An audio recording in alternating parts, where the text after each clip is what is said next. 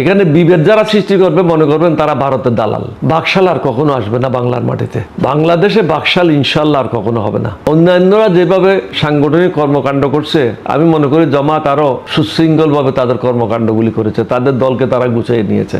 যদি যুদ্ধের সংখ্যায় 1,10,000 হয়, 30 লাখ মারা যাবে করতে। জনগণ নারী কি করতে এতগুলি মারা হয় নাই? শেখ মুজিব পাকিস্তান জেল থেকে ছাড়া পাওয়ার পরে গেল কোথায়? ব্রিটেনে গেল, ইউকেতে, লন্ডনে গেল। লন্ডনে গিয়ে ওখানে আমাদের খুব প্রসিদ্ধ একজন সাংবাদিক সিরাজুল ইসলাম বিবিসির, ওনার সাথে তার প্রথম দেখা হয়। তিনি তখন সিরাজুল ইসলামকে জিজ্ঞাসা করছেন যে সিরাজ, সবাই আমাকে এক্সেলেন্সি বলতেছে কেন? বলছে, তখন উনি ওনাকে সম্বোধন করলেন বঙ্গবন্ধু হিসেবে। বলে, বঙ্গবন্ধু আপনি জানেন না বাংলাদেশ স্বাধীন হয়ে গেছে? বল, তাই নাকি? কখন হয়েছে বলো তো? সিরাজের কাছ থেকে তিনি লন্ডনে বসে জানতে পারলেন যে বাংলাদেশ স্বাধীন হয়েছে। তখন সিরাজের কাছে জিজ্ঞাসা করেছিল, এখানে কি কি হয়েছে বলো? বলছে, শুনেছি 3 লাখের মতো লোক শহীদ হয়েছে। তো 3 লাখকে উনি ইংরেজিতে 3 মিলিয়ন বলে ফেলছিলেন। এটাই সিরাজুল ইসলামের বইতে লেখা আছে। আমাদের 11টা সেক্টর ছিল। একটা সেক্টরে ম্যাক্সিমাম, খুব বেশি ধরি 10,000 লোক ছিল যোদ্ধা। তাহলে 10,000 হলে 11টা সেক্টরে কত হয়? 1,10,000 হয়। তাহলে 30 লক্ষ মারা যাবে কোত্থেকে আমাকে বলেন? যদি যুদ্ধের সংখ্যায় 1,10,000 হয়, 30 লাখ মারা যাবে কোত্থেকে? জনগণ নারী কি করতে এতগুলি মারা হয় নাই? আপনাকে তথ্য তো আছে, তথ্য ছাড়া তো না। 30 লক্ষ লোক কি সোজা কথা বলতেছেন আপনি? 30 লক্ষ লোক তো বিশাল একটা ব্যাপার। হয়তো 10,000 হতে পারে, 15,000 হতে পারে, 20,000 হতে পারে, কিন্তু 30 লক্ষ তো হতে পারে না। কিন্তু স্যার 30 লক্ষ লোক শহীদ হয় না, এটার আসলে যুক্তি কি? হয় না এর পেছনে গল্প? আপনাকে তো যুক্তি তো দিলাম, আপনাকে আর কিভাবে বলবো? যুদ্ধের সংখ্যা ছিল 1,20,000-এর বেশি না, 1,10,000-এর বেশি না। তাহলে এত লোক মারা যাবে কোত্থেকে যুদ্ধে? আর নিরপরাধ লোককে কজনকে তারা হত্যা করেছে? হয়তো 5,000 হইতে পারে, 10,000 হইতে পারে, লক্ষ লক্ষ লোককে তো হত্যা করে নাই। এটা হলো ভারতের বয়ান, শেখ মুজিবের বয়ান, শেখ হাসিনার বয়ান, বাংলাদেশের জনগণকে বিভক্ত করার জন্য। কারণ তারা চেয়েছে বাংলাদেশের জনগণকে বিভক্ত করে ধর্ম থেকে তাদেরকে বের করে নিয়ে আসা, এখানে নাস্তিকতা প্রতিষ্ঠা করা। নাস্তিকতা প্রতিষ্ঠা করতে পারলে তাহলে হিন্দুদের লাভ হইতো। ভারতের কারা আজকে লাভবান? হাসিনার আমলে কারা লাভবান হয়েছে? ভারত লাভবান হয়েছে। বাংলাদেশকে বিক্রি করে খেয়েছে, বাংলাদেশকে এগিয়ে যেতে দেয় নাই। আচ্ছা স্যার, এই 54 বছর হলো বাংলাদেশ স্বাধীন, এর মধ্যে কোনো রাষ্ট্রনায়ক বা কোনো সংগঠন কি উদ্যোগ নেয় নাই যে আসলে সুনির্দিষ্ট 64 জেলার 56,000 বর্গ মাইলে যে যুদ্ধ অনুষ্ঠিত হয়েছে, কতজন লোক মারা গেছে, শহীদ হয়েছে, ক্ষতিগ্রস্ত হয়েছে, বা ভারত বা পাকিস্তান কত কি চুরি করে নিয়ে গেছে, এটা নিয়ে কি কোনো অনুসন্ধান হয়? অবশ্যই আছে, না থাকবে না কেন? সরকারের কাছে আছে। আমার মনে হয় এখন বাংলাদেশের সমস্যা অন্যগুলি। আপনি 1971-এ চিপে খেলে ইকুর মতো কোনো লাভ হবে না। এখন জাতির সামনে যে সমস্যাগুলি আছে, এটার থেকে কীভাবে উত্তরণ হবেন, এগুলি নিয়ে আমরা আলোচনা করেছি। এটার মধ্যে আমরা সীমাবদ্ধ থাকি। তারপর আরেকটা প্রশ্ন হচ্ছে যে, মানলাম যে শহীদের সংখ্যা নিয়ে বিভ্রান্ত, আমরা ওটা জানতে চাই না, অসুবিধা নাই, কিন্তু বর্তমানে মুক্তিযুদ্ধ নিয়ে ভুয়া মুক্তিযুদ্ধের তালিকা হচ্ছে। ওটা হবে না কেন? হাসিনা কি করেছে? তাদের দলে যারা 5 বছরের ছেলে ছিল তাদেরকেও মুক্তিযুদ্ধ করেছে, যারা লন্ডনে ছিল তাদেরকেও মুক্তিযুদ্ধ করেছে, যারা রিফিউজি ক্যাম্পে ছিল তাদেরকেও মুক্তিযুদ্ধ করেছে, যারা আমেরিকাতে ছিল তারাও মুক্তিযুদ্ধ করেছে। মুক্তিযুদ্ধ মানে কি? যারা অস্ত্র নিয়ে সম্মুখ যুদ্ধে অংশগ্রহণ করেছে তারাই মুক্তিযোদ্ধা। ওই রকম মুক্তিযুদ্ধ যদি হয়, বাংলাদেশে যখন 9 কোটি লোক ভিতরে কষ্ট করেছে তারাও তো মুক্তিযোদ্ধা। আপনি যদি লন্ডনে বসে মুক্তিযুদ্ধ হতে পারেন, তাহলে আরেকজন লোক যশোরে বসে যে কষ্টে জীবন যাপন করেছে, লন্ডনে তার কোনো কষ্ট হয় নাই, আমেরিকাতে তার কোনো কষ্ট হয় নাই, বা অন্য দেশে যারা ছিল তাদের কোনো কষ্ট হয় নাই। কিন্তু বাংলাদেশে যারা ছিল তারা তো বিভিন্ন সময় পাকিস্তানিদের হাতে নিগৃহীত হয়েছে। সুতরাং তাদেরকেও মুক্তিযুদ্ধ বলতে হবে। মুক্তিযুদ্ধের সংজ্ঞাটা আপনাকে বুঝতে হবে। যারা অস্ত্র হাতে নিয়ে পাকিস্তানের বিরুদ্ধে সম্মুখ যুদ্ধে অংশগ্রহণ করেছে, অথবা মুক্তিযোদ্ধাদের সাথে থেকে যুদ্ধে অংশগ্রহণ করেছে, এছাড়া তো বাকিরা মুক্তিযোদ্ধা না, আপনি তাদেরকে সহযোগী বলতে পারেন, but they are not freedom fighters. আচ্ছা হাসিনা তো সবগুলি একাকার করে দিয়েছে, তার দলের লোকজনকে ভাতা দেওয়ার জন্য এটা ঠিক করেছে।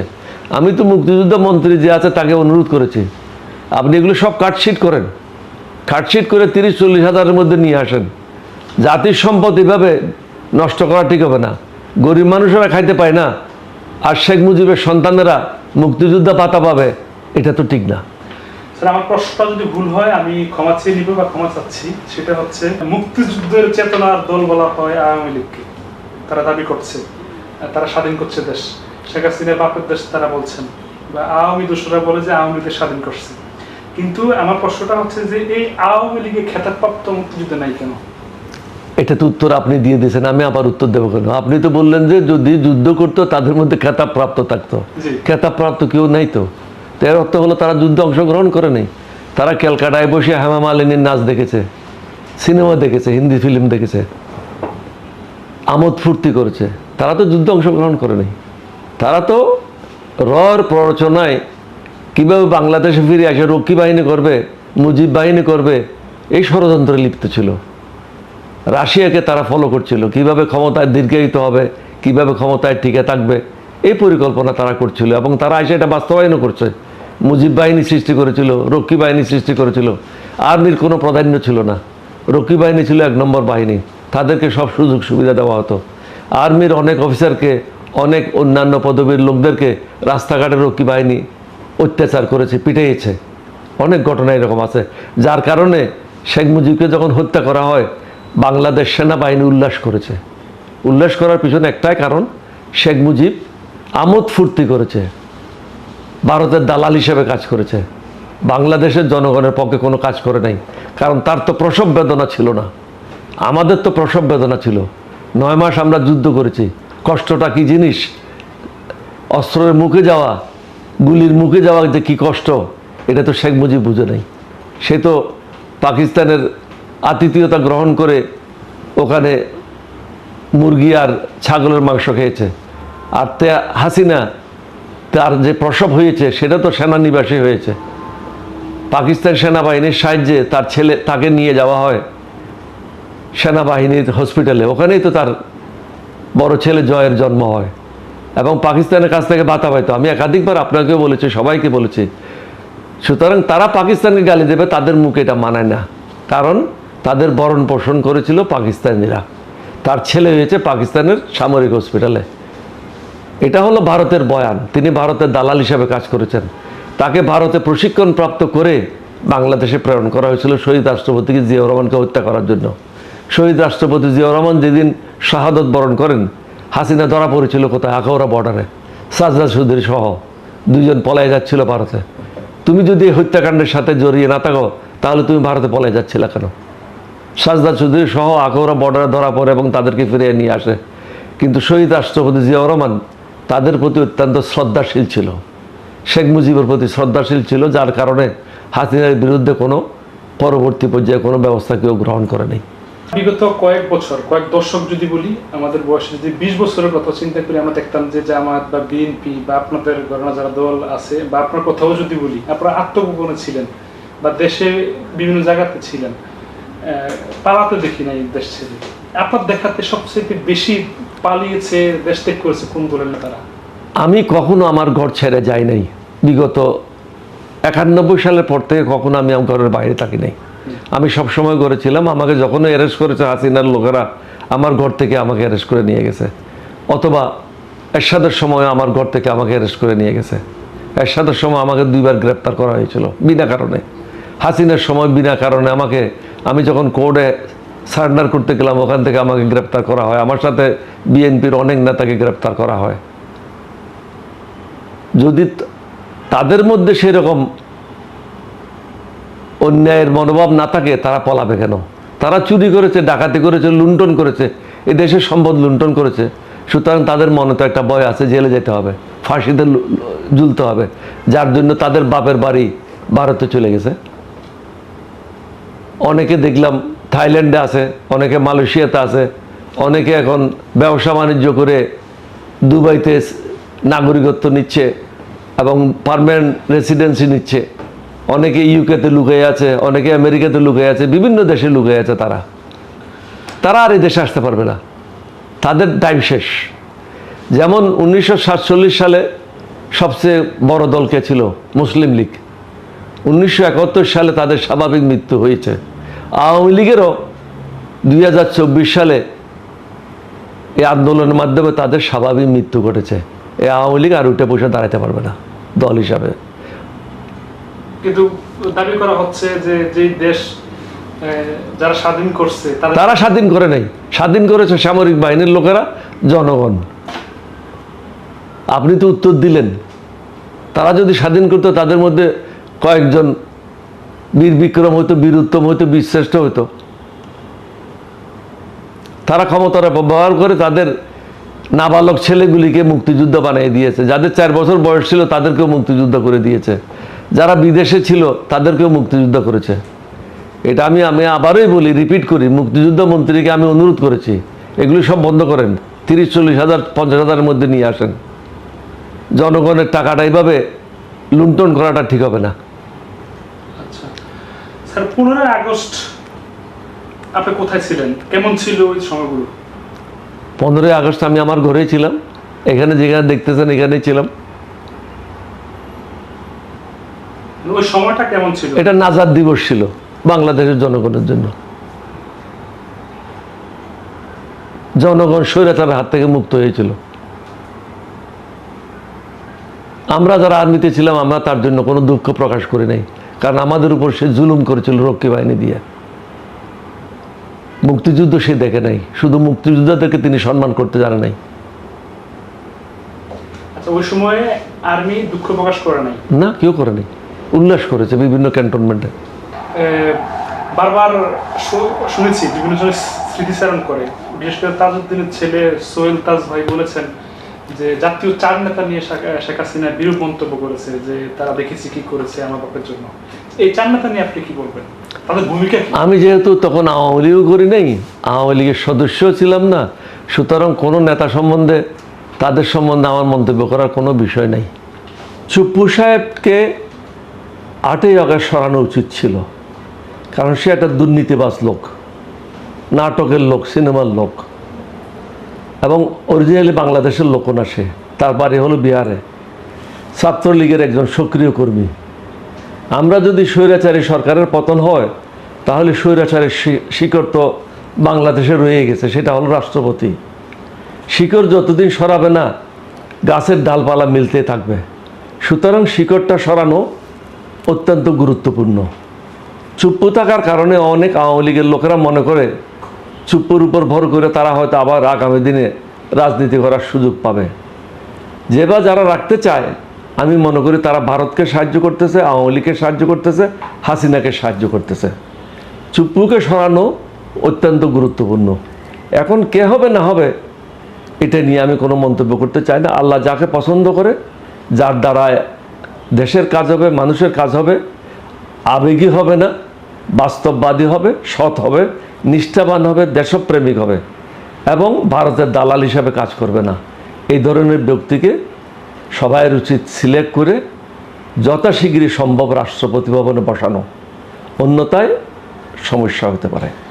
এমনিতে ভারতে আমরা দেখেছি যে আওয়ামী লীগের অফিস করা হয়েছে, খোলা হয়েছে, আবার বাংলাদেশে বিভিন্ন সময় অনাকাঙ্ক্ষিত ঘটনা দেখি। আবার এর সাথে প্রেসিডেন্ট চুপ্পুর একটা সম্পৃক্ততা অনেকে বলছে, যে হয়তো তার সাথে হাসিনার যোগাযোগ বা বিদেশে আওয়ামী লীগের যোগাযোগ, যার কারণে বাংলাদেশে একটা মিশ্র প্রতিক্রিয়া। আসলে কি আপনার কি মনে হয়? যোগাযোগ থাকুক বা না থাকুক, সে যখন সর্বোচ্চ পদে আসীন আছে, তখন অনেকে মনে করতেছে হাসিনার ভূত এখনো বঙ্গভবনে বসে আছে।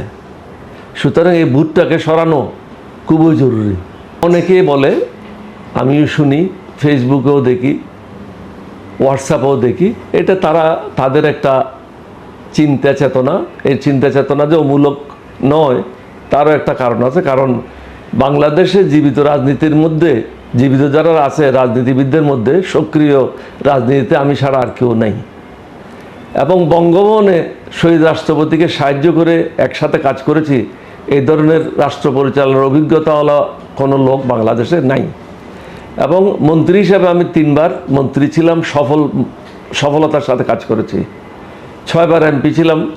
আমি আমার সংসদে যে ভূমিকা রাখার কথা সেটা রেখেছি। আমার কোনো শত্রুও বলবে না আমি কোনো দুর্নীতি করেছি। আমি কারো পক্ষেও নিই নাই, কারো বিপক্ষেও নিই নাই। যেটা ন্যায় নীতি সেটাই কাজ করার চেষ্টা করেছি। এই কারণে হয়তো দেশের জনগণ আমার নাম নিতে পারে। আমি তো মানুষের অন্তরে ঢুকতে পারবো না, এটা তো শুধু আল্লাহই ঢুকতে পারে। তারা কেন তাদের অন্তর থেকে এই নামগুলি বলতেছে, এটা আল্লাহ ছাড়া তো কেউ বলতে পারবে না। আচ্ছা, এখন আমরা যারা 90 জন্ম, তারা দেখে আসছে বিগত 20 বছর, 25 বছর বা 30 বছর যাবত যে বাংলাদেশের যারা প্রেসিডেন্ট, তাদের ফিতা কাটা, কবর জিয়ারত করা কিংবা কোনো কলেজের সমাবর্তন অনুষ্ঠানে বক্তৃতা ছাড়া কোনো কাজ আমরা দেখি না দৃশ্যমান। তো সেক্ষেত্রে মানে আপনারা কি করতে পারবেন? এটার জন্য আমিও আংশিকভাবে দায়ী। কারণ 1991 সালে যখন রাষ্ট্রপতি শাসন থেকে পার্লামেন্টারি পদ্ধতিতে আসার কথা, তখন আমি একটা মুখ্য ভূমিকা পালন করি। তখন আমি নিজে প্রস্তাব দিয়েছিলাম যেখানে রাষ্ট্রপতির নাম লেখা আছে সেখানে প্রধানমন্ত্রীর নাম লেখা হোক। সুতরাং আমি এই দায় এড়াইতে পারি না। এটা আমার অনভিজ্ঞতা এবং আমার না জানার কারণেই এই কাজটা আমি করেছিলাম। একটা মানুষ আইনে যায় থাকুক না কেন, যেটা মানুষের জন্য মঙ্গল সেটাই তাকে করতে হবে। কিন্তু আমরা অনেকে ক্ষমতায় বসে সেটা ভুলে যাই। আল্লাহর কথাও ভুলে যাই, নবীর কথাও ভুলে যাই, হাদিসের কথাও ভুলে যাই, কোরআনের কথাও ভুলে যাই। আমরা নিজেই ক্ষমতায় থাকার জন্য যা যা করার প্রয়োজন সেটাই করি, যার কারণে বাংলাদেশের মানুষ এত কষ্ট পাচ্ছে। ক্ষমতা আমার কাছে যতই থাকুক না কেন, আইন আমাকে যতই ক্ষমতা দেখ না কেন, আমাকে দেখতে হবে এই ক্ষমতার প্রয়োগটা দেশের জন্য ভালো হবে কিনা, জনগণের জন্য ভালো হবে কিনা। নিজের জন্য ভালো হবে, নিজে ক্ষমতার থাকার জন্য ভালো হবে, এই ধরনের কোনো আইনের আশ্রয় নেওয়া কখনো ঠিক হবে না। আচ্ছা, তো এখন এই যে বিগত বছরগুলোতে যে রাষ্ট্রপতিরা তাদের আসনে বসে যে পুতুলের মতো আচরণ করে গিয়েছে, কিছু কিছু ক্ষেত্রে রাষ্ট্রবিরোধী কাজও করে গেছে, এগুলো আসলে দায় কে নিবে বা বিচার? এটা রাষ্ট্রপতির কাছে কোনো ক্ষমতা নাই, সুতরাং তার কিছু করার নেই। কারণ প্রধানমন্ত্রী যেটা রিকমেন্ডেশন করে দেবে রাষ্ট্রপতিকে সেটাই পালন করতে হবে। আমরা চেষ্টা করছি এবার সংস্কারের মাধ্যমে রাষ্ট্রপতিকে কিছু ক্ষমতায়ন করার জন্য, ভারসাম্য নিয়ে আসার জন্য। ভারসাম্য আসলে দেশের জনগণ উপকৃত হবে এবং প্রধানমন্ত্রী হিসাবে কেউ আগামীতে আর স্বৈরাচারী মনোভাব নিয়ে কাজ করবে না। তবে এখানে একটা গুরুত্বপূর্ণ বিষয় হচ্ছে, সংসদীয় পদ্ধতিতে সংসদে হলো সর্বময় ক্ষমতার মালিক এবং যিনি প্রধানমন্ত্রী হন তিনি সংসদ দ্বারায় পরিচালিত হন, সংসদের পরামর্শে কাজ করেন। সুতরাং তিনি যেটা রিকমেন্ডেশন দেন এটা রাষ্ট্রপতিকে অবশ্যই করতে হয়। রাষ্ট্রপতি যদি মনে করে এখানে ভুল ভ্রান্তি আছে, তাহলে এটা প্রাইভেটলি প্রধানমন্ত্রীর সাথে আলোচনা করে এটা নিরসন করতে পারে। তারপরেও যদি প্রধানমন্ত্রী মনে করে উনি সঠিক, পার্লামেন্ট সঠিক, তখন রাষ্ট্রপতির কাছে আর অন্য কোনো পন্থা থাকে না। প্রধানমন্ত্রী যেটা রিকমেন্ডেশন করে সেটাকে পালন করতে হয়। কারণ প্রধানমন্ত্রী এবং রাষ্ট্রপতি যদি একসাথে কাজ না করে দেশে বিশৃঙ্খলা সৃষ্টি হবে। সুতরাং এখানে প্রধানমন্ত্রীকে গুরুত্ব দিতে হবে, রাষ্ট্রপতিকেও প্রধানমন্ত্রীর সাথে আলোচনা করে কাজ করতে হবে। আমি আবারই বলি, যদি কোনো বিষয়ে রাষ্ট্রপতি মনে করে এটা ঠিক হচ্ছে না, তিনি আনঅফিসিয়ালি প্রধানমন্ত্রীর সাথে এটা আলোচনা করতে পারেন, টেলিফোনে আলোচনা করতে পারেন, এক জায়গায় বসে আলোচনা করতে পারেন। তারপরেও যদি প্রধানমন্ত্রী মনে করে প্রধানমন্ত্রী যেটা রিকমেন্ড করেছে ওইটাই ঠিক, তাহলে রাষ্ট্রপতিকে সেটাই দায়িত্বটা পালন করতে হবে। এখানে রাষ্ট্রপতি একদিকে দৌড়বে, প্রধানমন্ত্রী একদিকে দৌড়বে, দেশ চলবে না। রাষ্ট্রপতিকে সংসদ এবং প্রধানমন্ত্রীর সাথে পরামর্শ করেই কাজগুলি করতে হবে। তাদের পরামর্শের বাইরে কোনো কাজ করার এখানে স্কোপ নেই, কোনো সুযোগ নেই, তাহলে বিশৃঙ্খলা সৃষ্টি হবে। জামায়াত এনসিপি যদি নির্বাচনে না যায় তাহলে পদত্যাগ করবে, এটা বলা হচ্ছে। আবার এটা বলা হচ্ছে যে সেনাবাহিনী ক্ষমতা নিয়ে নিবে, সেনা সমর্থিত বা যেটাকে বলা হয় জরুরি আইন জারি হবে। তো এই দুটো বিষয় নিয়ে আপনি কি বলবেন? আমি যেহেতু এই বিষয়গুলি জানি না, এনসিপি কি চিন্তা করতেছে তারা আমার সাথে কোনো আলোচনা করে নাই। জামাত কি করতে চায় বা কি করবে সেটাও আমার সাথে আলোচনা করে নাই। সেনাপ্রধানের সাথেও আমার সাথে কখনো দেশের ব্যাপার নিয়ে কোনো আলোচনা হয় নাই। সুতরাং অনুমান নির্ভর একটা বিষয়ের উপরে দায়িত্বশীল ব্যক্তির পক্ষে কোনো একটা মতামত দেওয়াটা ঠিক হবে না। যেহেতু আমি বিষয়টা জানি না, সেটার উপরে আমার কোনো মতামত নাই। আচ্ছা, তো এখন এহেন পরিস্থিতিতে যদি ডক্টর ইউনূস পদত্যাগ করেন বা সেনাবাহিনী যদি ক্ষমতা নেন বা সেনা সমর্থিত সরকারের মাধ্যমে যদি দেশ পরিচালিত হয়, লাভ ক্ষতির বিষয়টা কি? জাতির কপালে কি আছে? আমি আপনাকে আবারই বলতেছি, জাতির উদ্দেশ্যে অনুমান নির্ভর কোনো বিষয়ের উপরে মন্তব্য করাটা জাতীয় পর্যায়ের থেকে সমীচীন নয়। আগামী দিন কী হবে না হবে এটা আল্লাহ নির্ধারণ করবেন। যেটা মানুষের জন্য ভালো, দেশের জন্য ভালো, আল্লাহ রাব্বুল আলামিন সেটা আমাদের সাহায্য করবেন। এটাই আমি কামনা করি, আল্লাহর কাছে প্রার্থনা করি, আল্লাহ যেন আমাদেরকে সঠিক পথে রাখেন। স্যার, কিন্তু আপনার যেহেতু অভিজ্ঞশীল একজন রাজনীতিবিদ, আপনি তো দেখে আসছেন, বিভিন্ন রকম আমল দেখে আসছেন, আপনি সেনা সমর্থিত ওয়ান দেখে আসছেন, বা এর আগে অনেক সুরেশার সময় দেখে আসছেন, তো সেটার ভিত্তিতে আপনার রাষ্ট্রের বিষয় কোনো শাসনে খারাপ না যদি আমি ভালো হই। যে ব্যক্তি ক্ষমতায় বসে সে যদি আল্লাহকে ভয় করে, আল্লাহর নবীকে ভয় করে, ধর্মের অনুশাসন অনুযায়ী কাজ করে, তাহলে সকল ধর্মের জন্য সেটা মঙ্গল হয়। যে কোনো লোক, আপনারা দেখেছেন শেখ হাসিনা সংসদীয় পদ্ধতিতে তিনি প্রধানমন্ত্রী হয়েছিলেন, কিন্তু তিনি পৃথিবীর সবচেয়ে একজন স্বৈরাচারী শাসক হিসাবে নিজকে প্রতিষ্ঠা করেছেন, অনেক লোককে হত্যা করেছেন। একইভাবে শেখ মুজিবুর রহমান যখন ক্ষমতায় ছিল, জাসদের হাজার হাজার নেতাকর্মীদেরকে হত্যা করেছে, হাসিনাও হত্যা করেছে। সুতরাং তারা হত্যাকারী হিসাবে ইতিহাসে চিহ্নিত হয়ে থাকবে। আপনার কাছে ক্ষমতা আছে এর অর্থ এই না আপনি এটা অপব্যবহার করবেন। আল্লাহ আপনাকে আমাকে ক্ষমতা দেন মানুষের মঙ্গলের জন্য, মানুষকে সাহায্য করার জন্য, দেশের উন্নয়ন করার জন্য, দেশের উন্নতি করার জন্য, মানুষকে সঠিক পথে পরিচালনা করার জন্য। সামাজিক মাধ্যমেও দেখি বা বিভিন্ন সভা সমাবেশে দেখি যে জামায়াতের তো আসলে 16 বছর বা তার বিশেষ সময় তারা সাংগঠনিক কোনো কাজ করতে পারে নাই। 5 আগস্টের পর তারা সাংগঠনিকভাবে সভা সমাবেশ করছে। ভোটের মাঠে তাদেরকে একটা আবেদন অনেকে বলছে। একজন জ্যেষ্ঠ রাজনীতিবিদ হিসেবে আপনি কি বলবেন এই বিষয়ে? আপনি যেটা বলছেন এটা ঠিক না। জামাত হয়তো মাঠে ছিল না, কিন্তু তাদের কার্যক্রম কখনো বন্ধ হয় নাই। তারা ঘরোয়াভাবে তাদের কর্মকাণ্ড সবসময় পরিচালনা করে আসছে, প্রকাশ্যে করে নাই বা পত্রপত্রিকা এটা কভারেজ হয় নাই। অন্যান্যরা যেভাবে সাংগঠনিক কর্মকাণ্ড করছে, আমি মনে করি জামাত আরও সুশৃঙ্খলভাবে তাদের কর্মকাণ্ডগুলি করেছে, তাদের দলকে তারা গুছিয়ে নিয়েছে। বরং আমরা মাঠে ময়দানে দৌড়ে মারপিটে খেয়েছি, জেলে গিয়েছি। হাসিনার সময় আমাকে জেলে যেতে হয়েছে, আমার বিরুদ্ধে মামলাও হয়েছিল, একাধিক মামলা হয়েছিল। আমার বিরুদ্ধে 3 বার দুদকের মাধ্যমে 3 বার আমার বিরুদ্ধে ইনকোয়ারি করেছে। আল্লাহর মেহরবানি, আমার নবীজির দয়া, আমার বিরুদ্ধে কোনো দুর্নীতি প্রমাণিত হয় নাই। শেষ পর্যন্ত আমাকে একটা সার্টিফিকেট দিয়েছে যে আপনার বিরুদ্ধে কোনো দুর্নীতি নেই।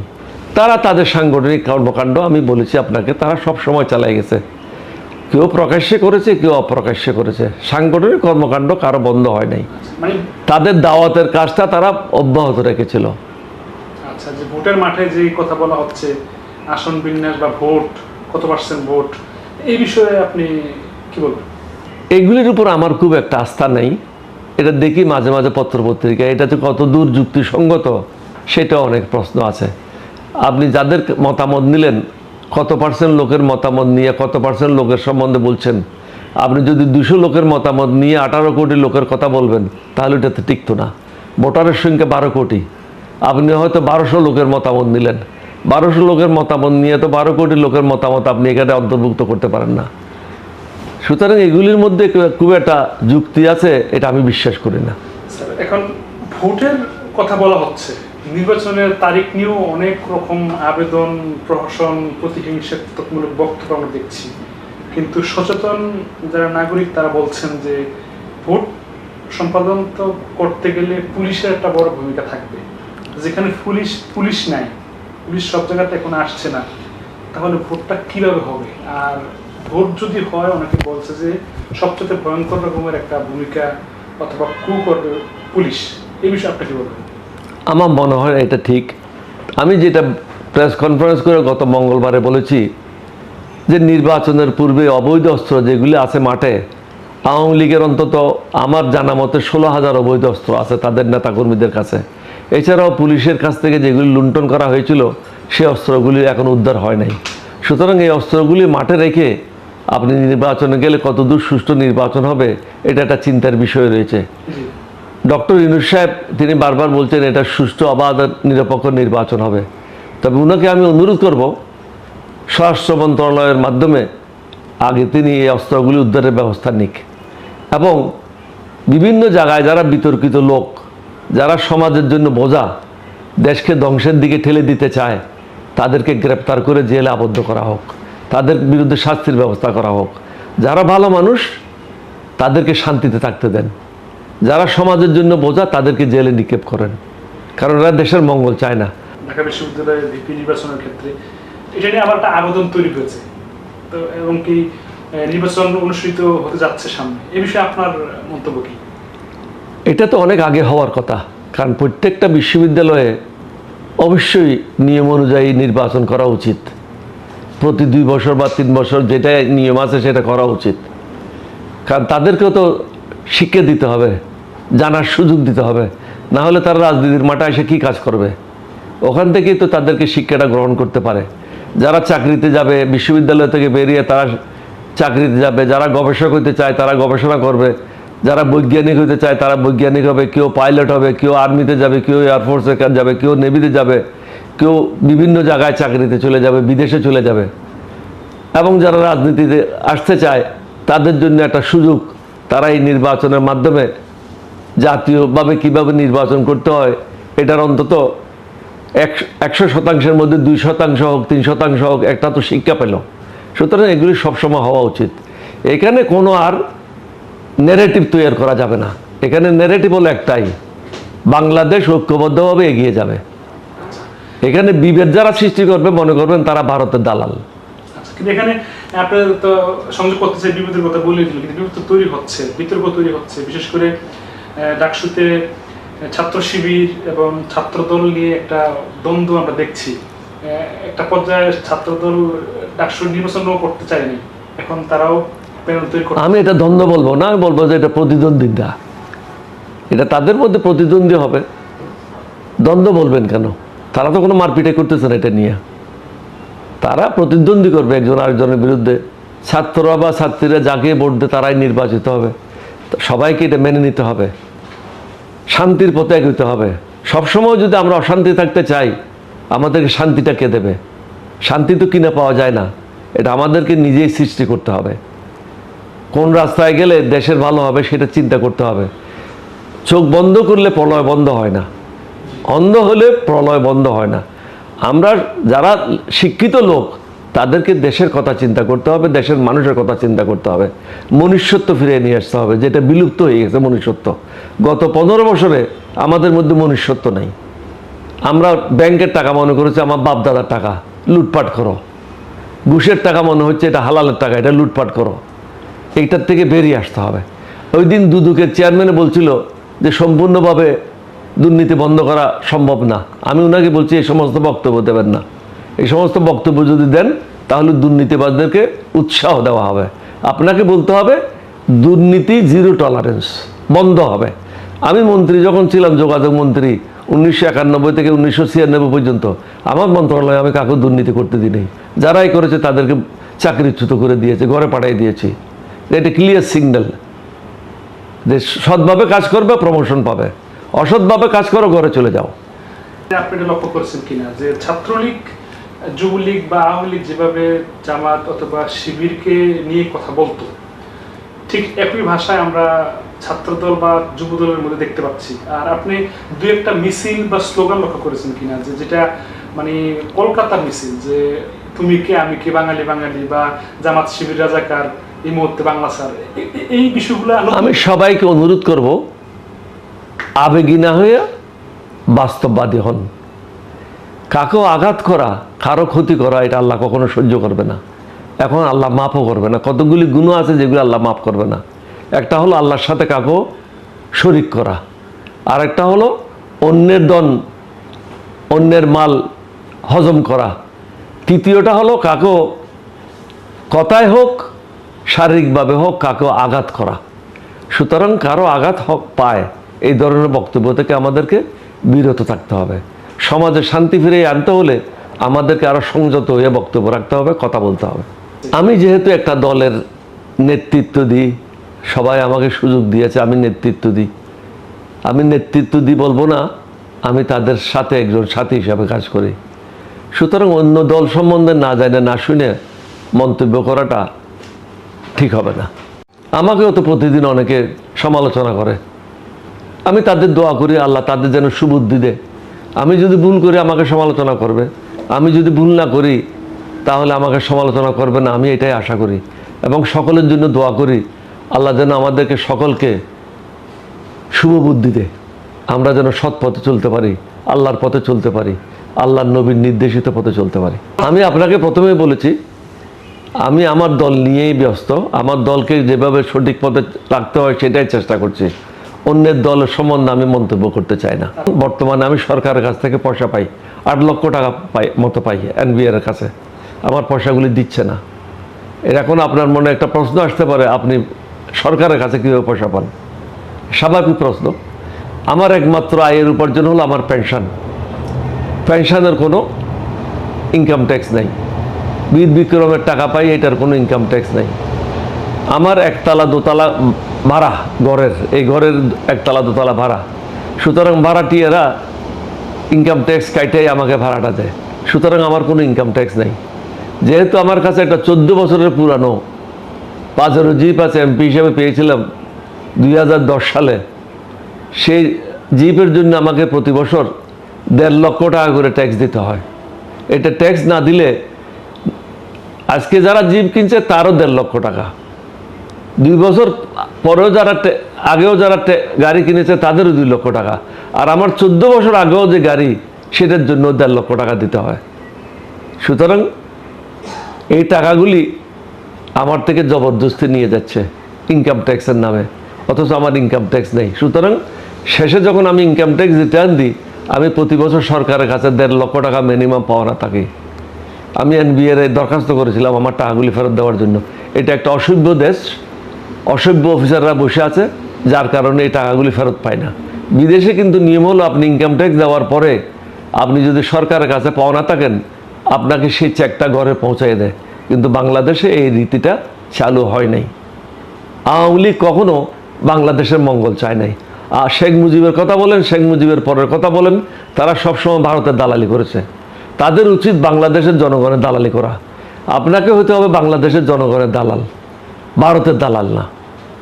ভারতের দালাল যারা হবে আগামী দিন তারা জনগণ থেকে বিচ্ছিন্ন হবে, হয়তো তারা ভোটে জিততেও পারবে না, এরকম একটা অবস্থা হতে পারে। কারণ জনগণ এখন ভারতকে ভালোভাবে চিনতে পেরেছে। ভারত যে আমাদের দেশটাকে ধ্বংস করার জন্য পরিকল্পনা নিয়েছিল হাসিনার আমলে, আপনি নিশ্চয়ই জানেন, যশোর দিয়ে তারা সিলেট দিয়ে বাইরে হবে, ত্রিপুরা দিয়ে বাইরে হবে, বাংলাদেশের বিভিন্ন জায়গা দিয়ে তারা রাস্তাঘাট করেছে বাইরে হওয়ার জন্য। এই যে পদ্মা সেতু করেছে, পদ্মা সেতু তো করেছে বাংলাদেশের জনগণের জন্য না, ভারতের মালামাল খুলনার বন্দর থেকে ক্যারি করার জন্য, মংলা বন্দর থেকে ক্যারি করার জন্য, ভারতের সুবিধার জন্য এরা করেছে। রেলের করিডোর দিয়েছিল, আপনারা জানেন যে পশ্চিমবঙ্গ থেকে রেল শুরু হবে, তাদের 7 স্টেটে যাবে। এটার জন্য তো কেউ সেদিন প্রতিবাদ করে নেই। এখন সব বীর বাহাদুর, এখন মরদ হয়ে গেছে, এখন প্রত্যেক দিন প্রত্যেকটা জিনিস সম্বন্ধে লিখতেছে। কিন্তু হাসিনার সময় কুকুরের মতো লেজ নিচে করে বসেছিল। হাসিনা যখন বন্দরগুলি একের পর এক দিয়ে দিচ্ছিল তখন এই বীর পুরুষেরা কখনো কথা বলে নাই। হাসিনা যখন রেল দিয়ে দিল যে রেল বাংলাদেশের বুকের উপর দিয়ে যাবে, কোনো ট্যাক্স দিতে হবে না, বন্দরগুলি ব্যবহার করতে পারবে, কোনো ট্যাক্স দিতে হবে না, রাস্তা ব্যবহার করতে পারবে, কোনো ট্যাক্স দিতে হবে না, চট্টগ্রাম বন্দর থেকে রামগড় হয়ে ত্রিপুরা যাইতে পারবে, কোনো ট্যাক্স দিতে হবে না। অর্থাৎ পশ্চিমবঙ্গ থেকে পূর্ব দিকে যে কোনো জায়গায় যেতে পারবে, যে কোনো রাস্তা দিয়ে, ভারতের জন্য কোনো ট্যাক্স নেই, যে কোনো বন্দর ব্যবহার করতে পারবে। তখন তো এই মরদেরা কোনো কথা বলে নাই।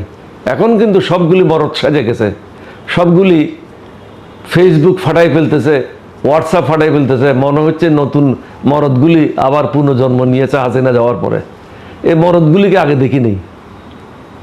এই হ্যাডামওয়ালা মরদগুলিকে আগে যদি দেখতাম এটা আনন্দ পেতাম, কারণ আমিও একজন ক্যাপ্টেন হিসাবে, তরুণ ক্যাপ্টেন হিসাবে বিদ্রোহ করেছিলাম। তখন আমার বয়স কি ছিল, আমি তো এটা জীবনের ঝুঁকি নিয়েছিলাম। কিন্তু এখনও যে মরদগুলি ফেসবুকে লেখে, তাদেরকে কিন্তু হাসিনার আমলে লেজটা গুটাই নিচে বসা ছিল। 1977 থেকে আমি বিভিন্ন জেলার নেতাদের নাম প্রস্তুত করতে শুরু করি। আগামী দিনে সম্ভাব্য কারা এমপি ইলেকশন করতে পারবেন, কারা নেতৃত্ব দিতে পারবেন। আমি বিভিন্ন জেলায় যখন শহীদ রাষ্ট্রপতি জিয়াউর রহমানের সাথে সফর করেছি, আমি ডিসিদের সাথে বসে, এসপিদের সাথে বসে, তখনকার সিইও